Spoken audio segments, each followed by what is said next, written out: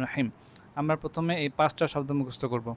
খাতা, মাদ্রাসা, কক্ষ, বিশ্ববিদ্যালয়।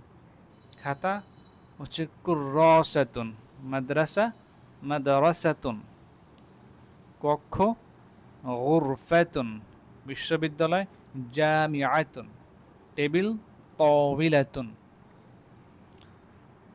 কুররাসাতুন, মাদ্রাসাতুন, গুরফাতুন, জামিআতুন, তাওবিলাতুন। এবার বিচ্ছিন্নভাবে মনে মনে বলার চেষ্টা করি।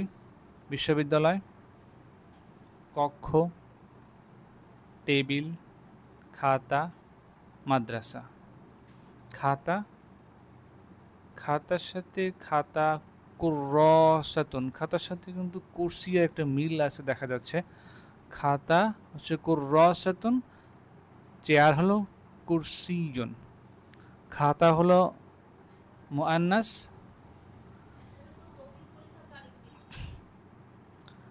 মাদ্রাসা মাদ্রাসাতুন, এটা সহজ, সবাই মনে রাখতে পারবে।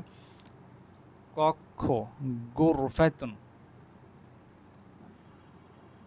গুরফা, এটার যে মূল ভার্ব, এটার একটা অর্থ হচ্ছে আলাদা করা। তো কক্ষটা কিন্তু বহির্বিশ্ব থেকে একটা আলাদা অংশ, এই জন্য এটাকে গুরফাতুন কক্ষ মনে রাখা যায় এভাবে।